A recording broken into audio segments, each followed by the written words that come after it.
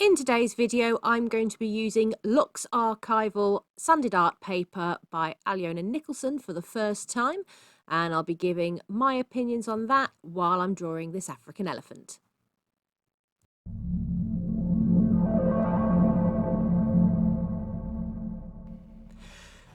So to begin with, I will say I have bought this paper with my own money. I am not sponsored in any way, and all opinions in this video are my own. So this is a sanded paper. I've heard so many people raving about it, so I thought I would try it myself. The first thing I can tell you is laying down my base layer. The colour went down so easily. I was very messy because I'm trying out to see how this worked for me and to see what it could and couldn't do. It put an awful lot of pigment down on that paper. It took a lot of the pigment on the paper so that when I blended the first layers, it blended so nicely together. And then as I added further layers, it continued to do so. Once you've layered and blended with powder blender, do make sure that you spray the ACP texture fixative though, because otherwise you'll start lifting up colour. You can dry that with a hairdryer though in between. Otherwise, if you don't want to do that, you'll have to wait for at least 15 minutes for that product to dry before you put more paper on, or more pencil on top of that product. But it all works so nicely together. The only thing I will say is that I'm working upright because I have a bad back, so I tend to work at an easel rather than flat. And I do think that this would have gone a lot better for me if I had worked flat. And I wouldn't have seen the amount of fallout from my pencil as I do. I think that's more my fault than the paper, because I've heard other people saying how it doesn't create as much dust as other sanded papers do. But as I'm working upright, it all falls down. So I didn't notice that much of a difference there. But as I say, I think that's more user error than the actual paper itself. The only other thing, I am only working on an 8x10, and I think the project that I chose for my first time using this paper might have been a bit too small in the detail for what I wanted. So I wasn't getting the results that I necessarily wanted to and the detail I wanted to in this elephant.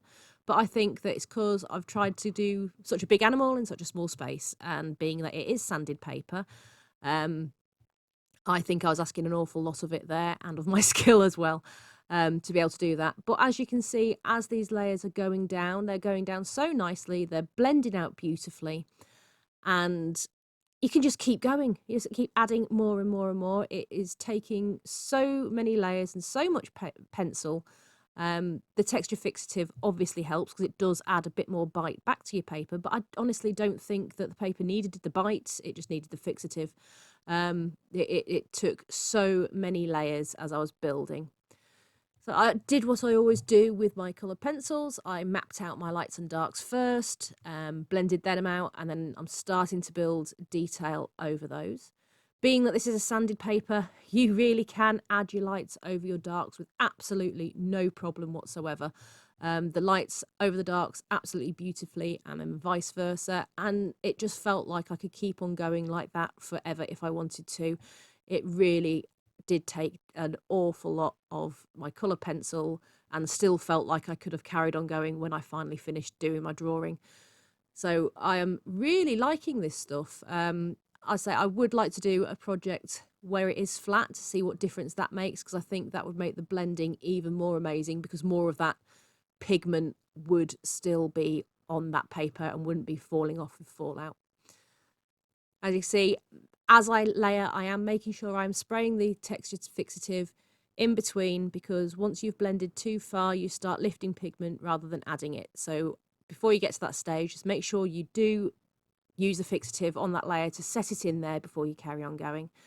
And as I said earlier, use a hairdryer if you don't want to wait for the waiting time. That is absolutely fine. It hasn't had any negative effects. Just don't hold it too close to your paper, and you should be good to go. Being that this is a sanded paper, it doesn't stick so well with my masking tape along the sides. Obviously, I need to do that because I am working vertically. That's another thing to just remember, that make sure you have to keep sticking those masking tape strips down as you go, because they do want to lift off of that rough surface. So again, going in with slightly sharper pencils now and a bit more detail. I'm not using true colours of this elephant. I have stylised it up a bit, but I'm making sure that I get my darks and lights in there to make sure that it looks as realistic as I possibly can make it. And I'm also making sure as I go that I'm tying in the colours from my background and the floor into my elephant as well, so that it all looks cohesive. It looks like he's meant to be a part of that picture. What I don't want is for him to look like he has separated or I've just stuck him on. I want him to be a part of that scene and look like he was meant to be there.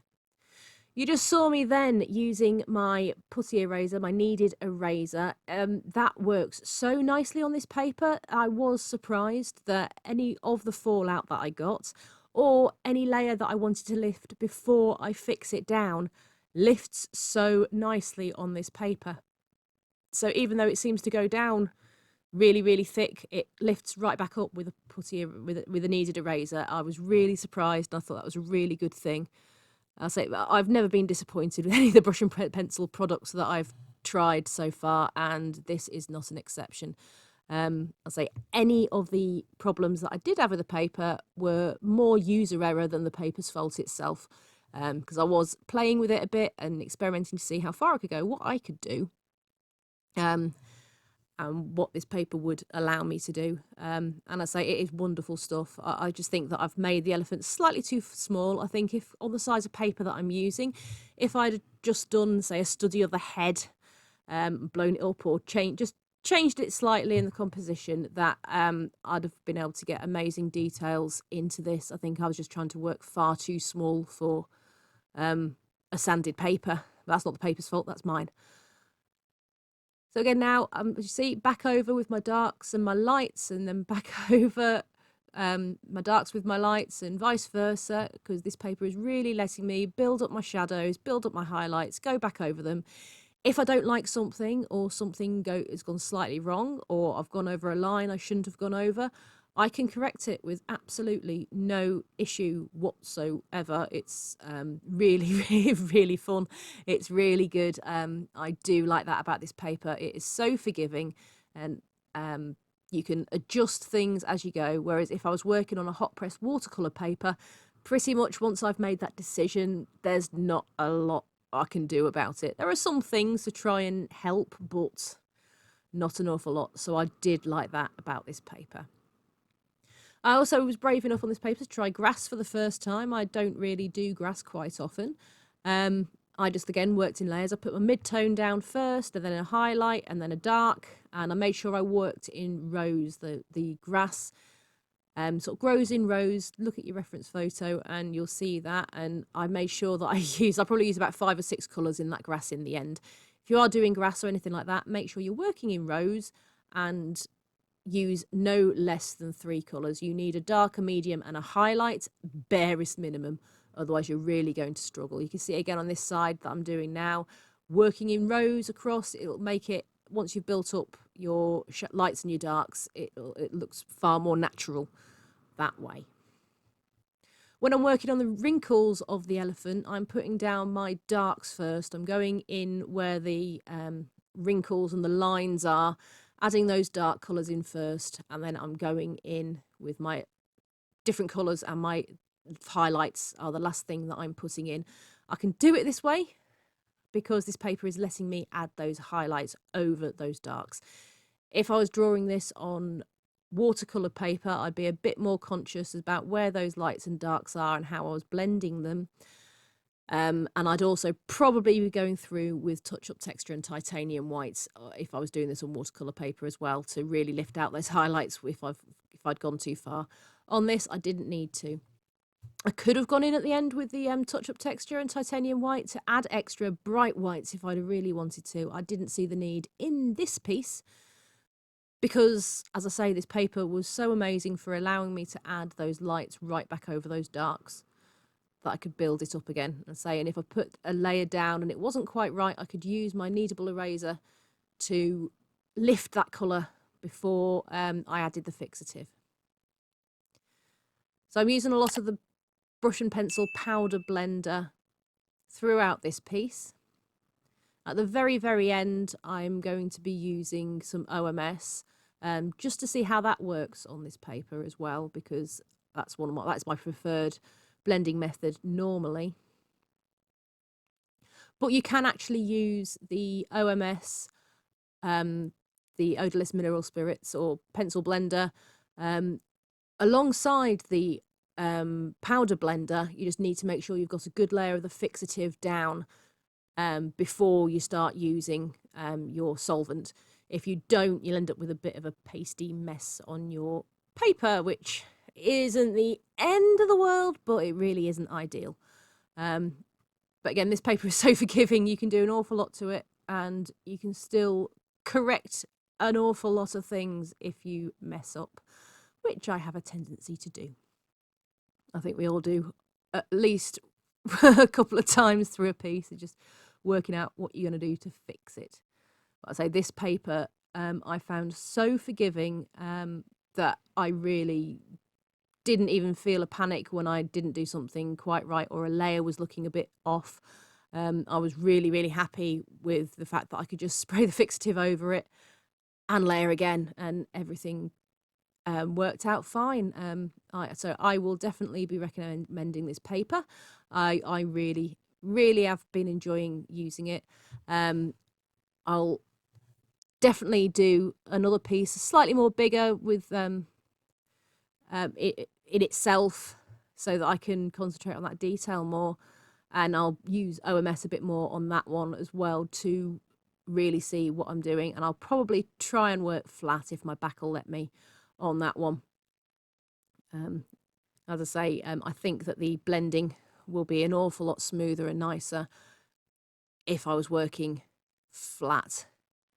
But I say this worked great as well. And as you can see, where the fallout had gone over and greyed things out, the colour pencil has gone straight back over that. I just blew it away, the little bits, and where I needed to colour, where it had caught onto the sanded paper, it just either lifted out with my kneadable eraser, or the colour pencil just worked straight over it. So I was really, really pleased with how that works out. It really is amazing how it does that. It is so nice. So you can see how many layers I'm putting down in this elephant as I go along, and it still could have taken so many more if I'd have chosen to carry on.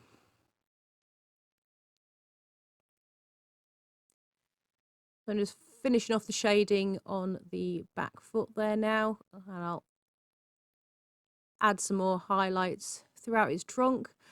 And then I decided I wasn't happy with the sky.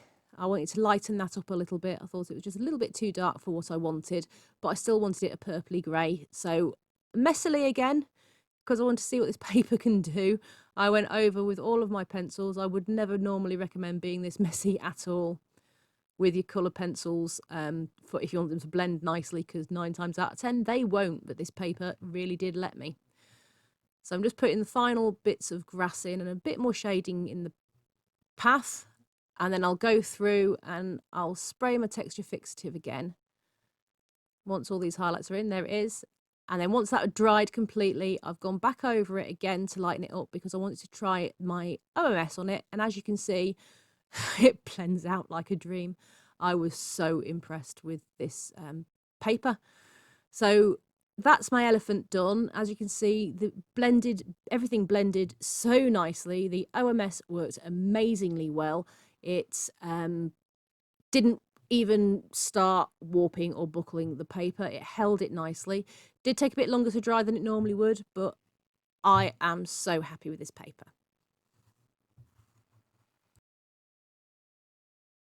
I hope you enjoyed today's video. Please leave me a thumbs up. If you'd like to see more, don't forget to subscribe and hit that bell icon. That way you'll be notified of any new content that I post. For now though, bye guys.